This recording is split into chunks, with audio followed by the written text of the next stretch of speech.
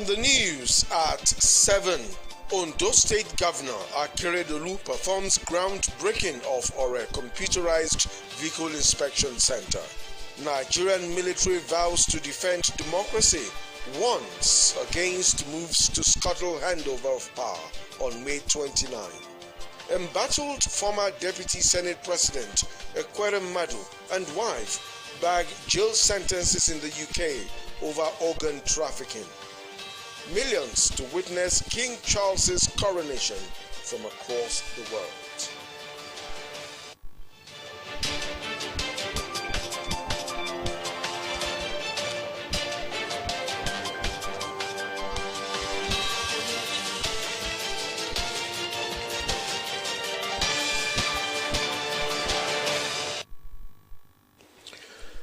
Good evening and welcome to the news at 7. I am Akinwumi Abotunde.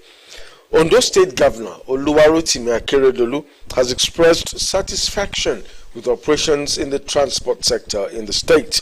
The governor noted that his administration's policy on the sector had conformed with the thrust of the United Nations on reduction in road crashes.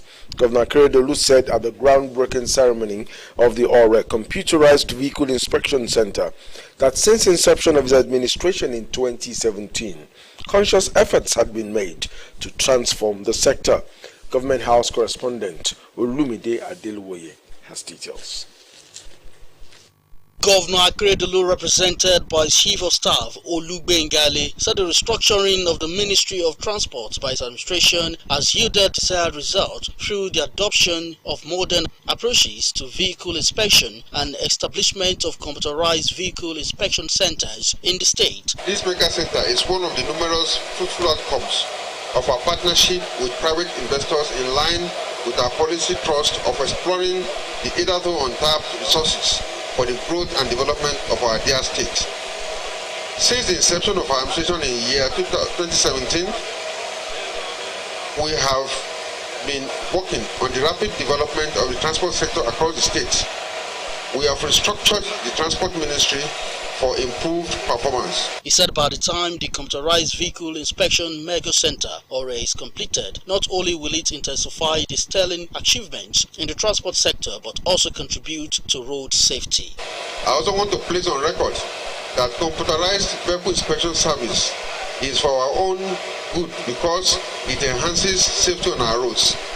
Let me also implore all motorists in the southern part of this state to avail themselves of the services of this mega computerized vehicle inspection center when completed for the purpose of a thorough and total inspection of their vehicles. The governor used the occasion to highlight the investment of his administration on roads, construction, timely repairs and maintenance of old ones across the three senatorial districts of the state in a bid at ensuring smooth movement and improved economic activities. Akeredolu also acknowledged the efforts of security agencies at checkmating kidnapping and other nefarious activities on roads across the state. The special advisor to Governor Akeredolu on transport, Mr. Toby Ogunleye, stated that the Osrc Mega Computerized Vehicle Inspection Center is in fulfillment of one of the critical features of the redeemed agenda of the governor.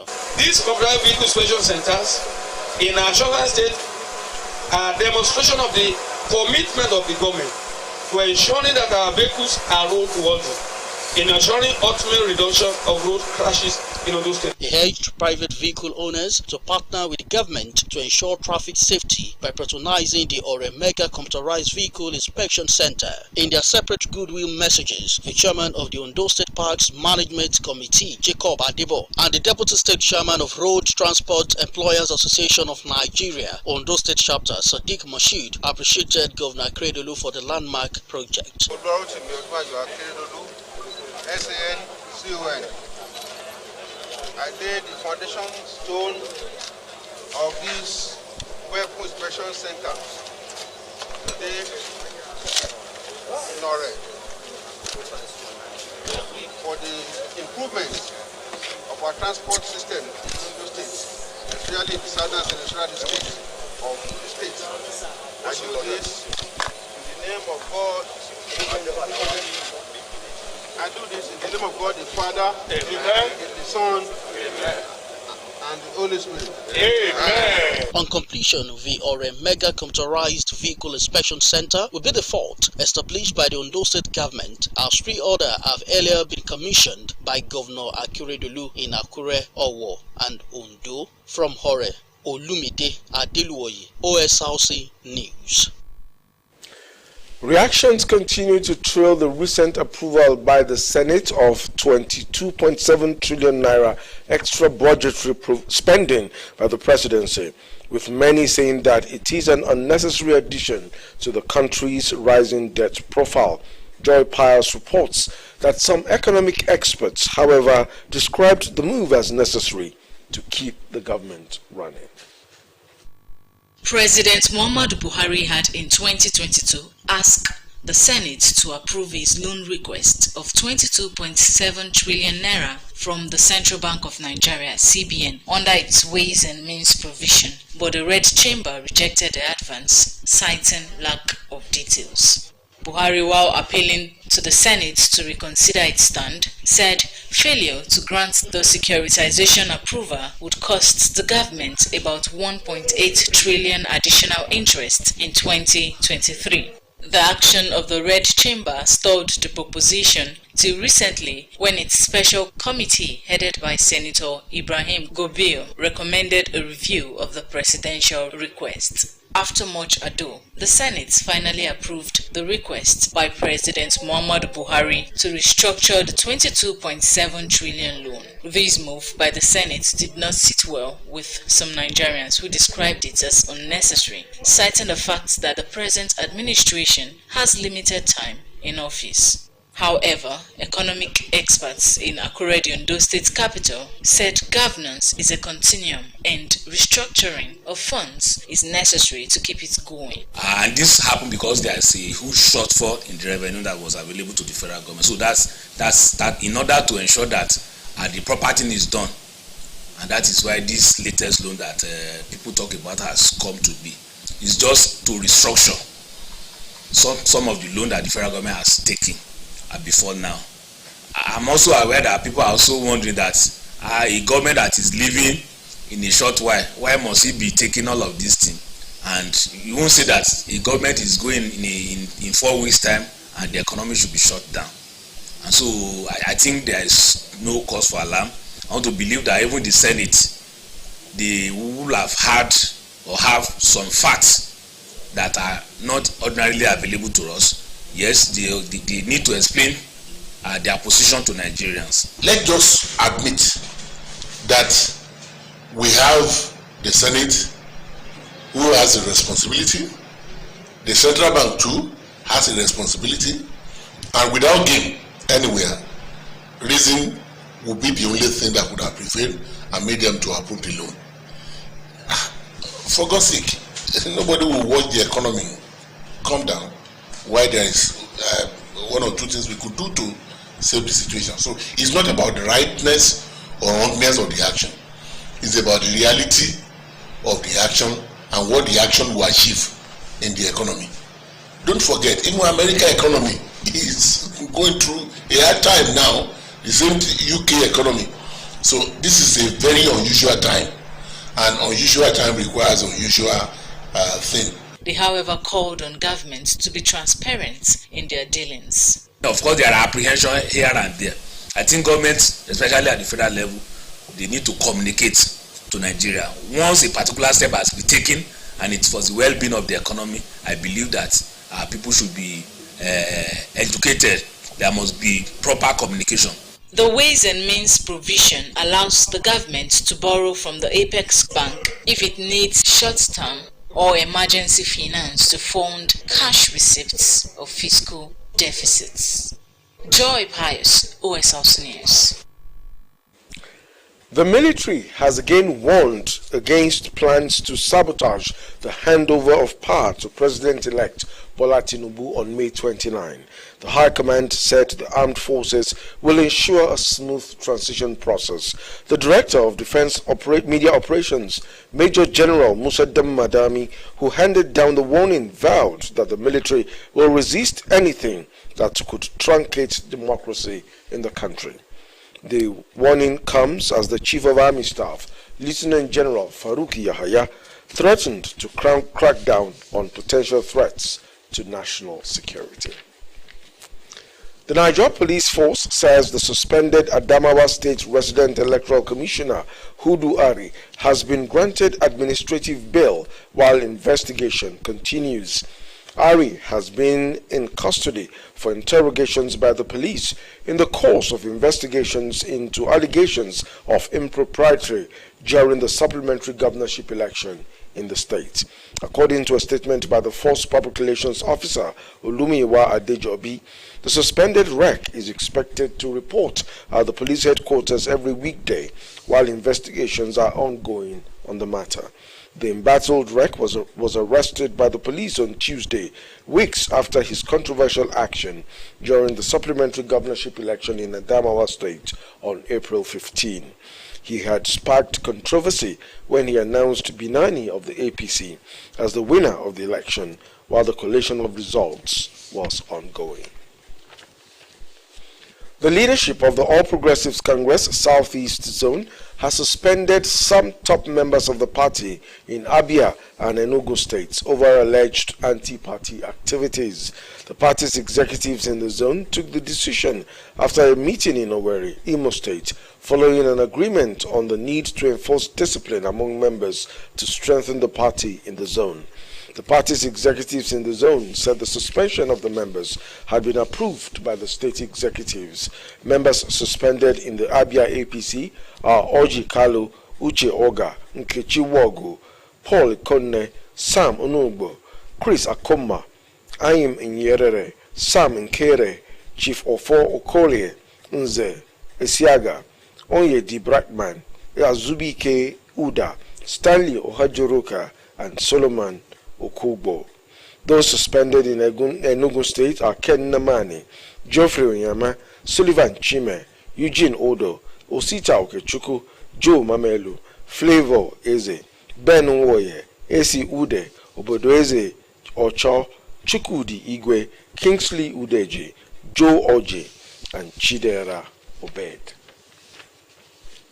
You're watching the news at 7 on OSRC television. You can also watch us live on our website, www.osrc.ng, or follow us on Facebook at OSRC TV, and on YouTube you can subscribe to our channel, OSRC TV Ondo.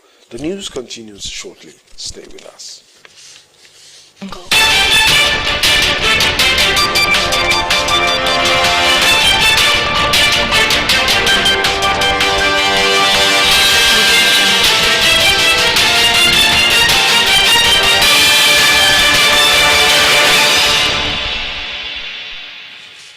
Thank you for staying with us on the news at 7.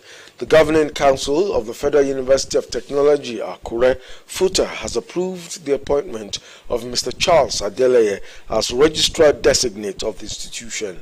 Adeleye's appointment takes effect from 1st June 2023 for a period of 5 years in the first instance. Adeleye, until his appointment as the 6th substantive registrar of FUTA, was the Director, Exams and Records of the university. Adeleye, 56, bagged his Bachelor of Arts degree in History in 1992 from Obafemi Awolowo University, Ile-Ife, and Master's degree in Adult Education from Adekunle Ajasin University, Akungbakoko, in 2019. He was first employed by the Ondo State Ministry of Education as Education Officer 2 in 1995, and by 2001, he joined the Council of Legal Education, Nigerian Law School, Abuja, as Administrative Officer 1. Mr. Adeleye will succeed Mr. Richard Arifalo, whose tenure ends on the 31st of May. The West Africa Senior School Certificate Examination has been slated for May 8 through June 23. Head of National Office, WAEC, Mr. Patrick Aregan, at a pre-examination briefing in Lagos, said that 621,853 candidates across 20,851 government and private schools registered for the examination. He said for the second time in succession, the examination body had reverted to the May-June period for the conduct of the examination, noting that WAEC and the various member states, with the exception of Ghana, had now found common ground in respect of their academic calendars.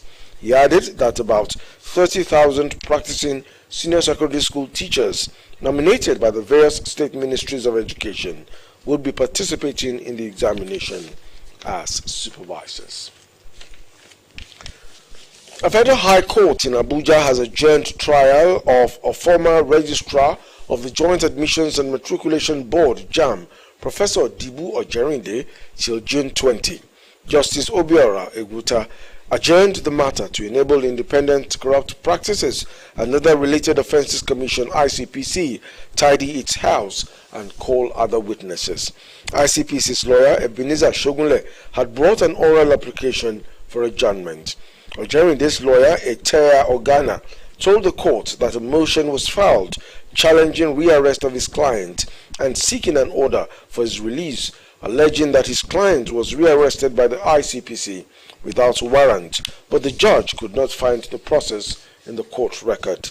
ICPC on July 8, 2021, arraigned Ojerinde on 18-count charge of diversion of 5 billion naira, allegedly committing the offense during his tenure as registrar of the National Examinations Council (NECO) and JAM. Staying with the courts, a judge at the Central Criminal Court in London, also known as the Old Bailey, has sentenced former Deputy Senate President Ike Ekweremadu, his wife Beatrice, and Dr. Ubin Naubeta to jail. At the sentencing hearing, Ekweremadu was jailed for 9 years and 8 months. His wife Beatrice was sentenced to 4 years and 6 months imprisonment, while Obeta received a 10-year prison term. The sentencing follows their conviction in March for organ trafficking. The three were found guilty after arranging or facilitating a young Nigerian man's travel into the United Kingdom in a bid to obtain his kidney on behalf of Ekweremadu's sick daughter, Sonia. The jury said Ekweremadu, his wife, and their doctor criminally conspired to bring the 21-year-old Lagos street trader to London to exploit him for his kidney. The verdict is considered the first of its kind under UK's Modern Slavery Act 2015. Not leaving the courts, the Court of Appeal in Abuja has upheld the conviction and 8-year sentence imposed on the former chairman of the Pension Reform Task Team, Abdul Rashid Maina, for laundering about 2.1 billion naira. Delivering the ruling, a 3-member panel unanimously affirmed the judgment read by Justice Okonabang of the Federal High Court, Abuja, convicting and sentencing him on November 8, 2021.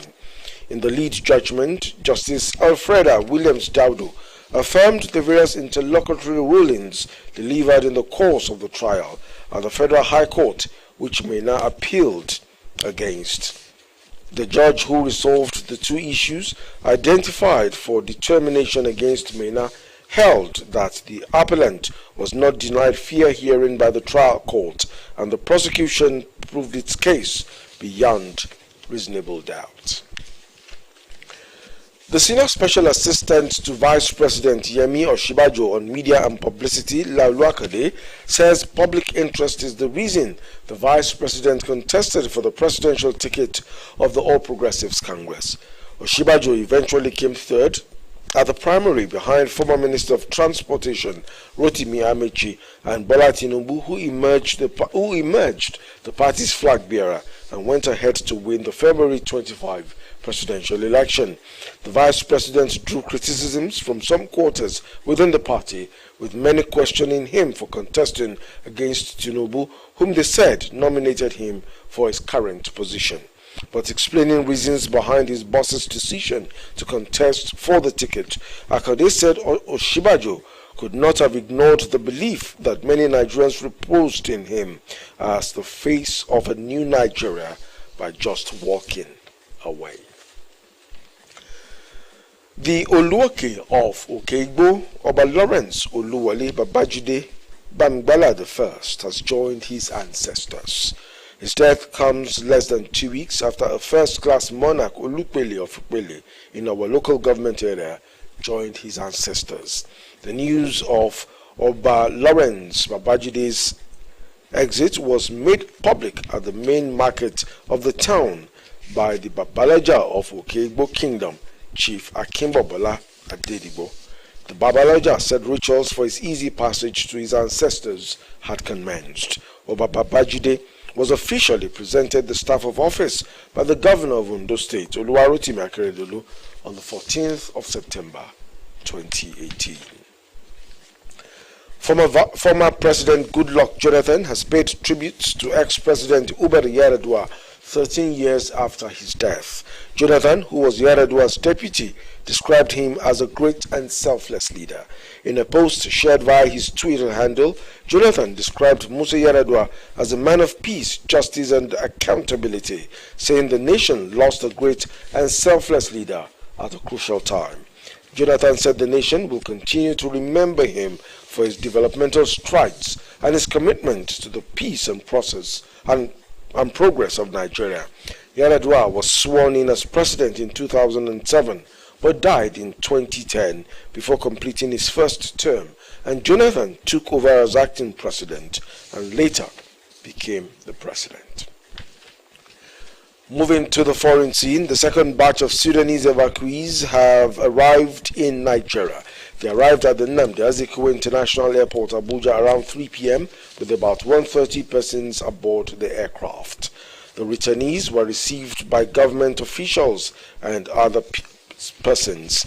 The first batch of Nigerian evacuees from the war-torn North African country arrived in the country late Wednesday. The United Nations Secretary General Antonio Guterres has called for an end to the fighting in Sudan.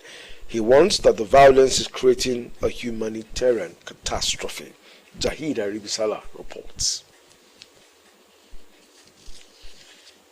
After weeks of being stranded and caught up in the fighting in Sudan, these Nigerian citizens have finally made it home. Most of them are students. They were evacuated by military plane overnight to Abuja. They are relieved to have escaped the violence. I'm just hearing gunshots, which was very scary. It even shakes the houses.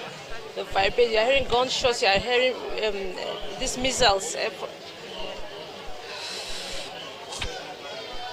was very scary, it was traumatic. Others say they had to wait at the Egypt-Sudan border for days with no option but to sleep on the streets until help arrived. We face a lot of challenges and I don't want my enemies to experience what we saw, not to talk of our loved ones. They joined hundreds of thousands of others trying to flee Sudan after the fighting began between the army and the powerful rapid support forces. Instability is pushing more families to leave their homes. Dozens of buses are lining up every day with evacuees looking to cross into Egypt by ferry, and drivers are risking their lives trying to get people to safety. Each long journey involves hours of waiting in crowded and hot conditions. People there are tired. They are sleeping on the streets, in the mosques and schools in Wadi Halfa. We get them to ride the microbus and leave early in the morning like 7 a.m. We leave from the Sudanese border where they get their travel procedures done, and this takes time. Aid groups, including the UN, are urging Sudan's warring factions to guarantee safe passage of much-needed relief supplies. Hospitals are at breaking point, and there is a severe shortage of basic necessities. The conflict is worsening an already dire humanitarian situation, with tens of thousands of refugees arriving in neighboring countries like Chad. For people who have left Sudan, it is a moment of relief, but for those still caught up in the middle, it is a desperate situation that is getting worse by the day. Sahira Ribisala, Osrc News. Millions of people across the United Kingdom and beyond are preparing to celebrate the coronation of King Charles at Westminster Abbey. The king, who will be crowned along with Camilla, the queen consort, will be the 40th reigning monarch crowned since 1066.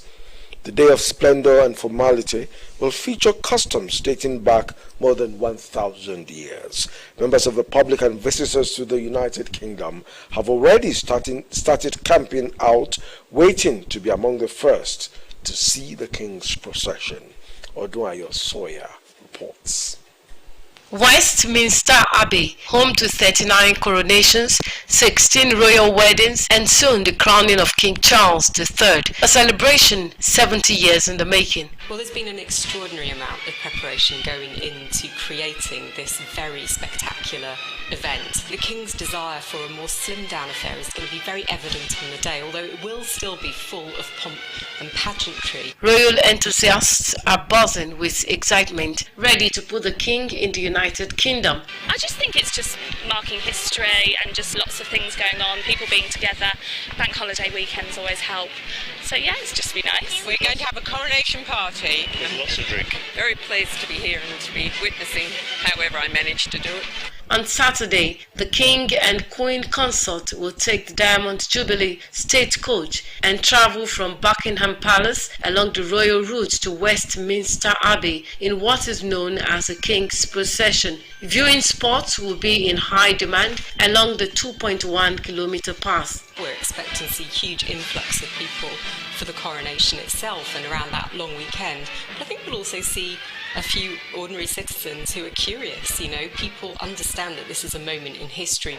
The crowning of a sovereign is one of the most ancient ceremonies in history, with 6 key traditions to be followed. First, the king will be presented by the Archbishop of Canterbury, Justin Wilby. He will ask the congregation to show their recognition by shouting, "God save King Charles." Next is the oath, where King Charles will make a series of promises to reign, swearing to uphold the law and the Church of England. Charles will then be anointed, blessed, and consecrated by the Archbishop while sitting in the coronation chair. The fourth step is to receive the orb and scepters, and St. Edward's crown will be placed on his head. The king will then go to his throne, where finally senior officials will pay homage to the newly crowned monarch. I think the king is very sensitive to modern optics. He understands that this should represent not just him as monarch, but also it's putting Britain on the world stage, and he wants his coronation to be reflective of Britain as it is today. Camilla will also be crowned at the Westminster Abbey as Queen Consort in a similar but much simpler ceremony. It is the first double coronation since 1937, when King George VI and Queen Elizabeth were both crowned. But the ceremonies start just a 3-day extravaganza. Coronation big lunches will also be held on Sunday, with everyone invited to get together with their neighborhood, and locations across the UK will light up the night with projections, lasers, and drone displays planned. There is an extra public holiday in the diary for Monday, with pubs and clubs open late, and the National Day of Volunteering billed is the big help out.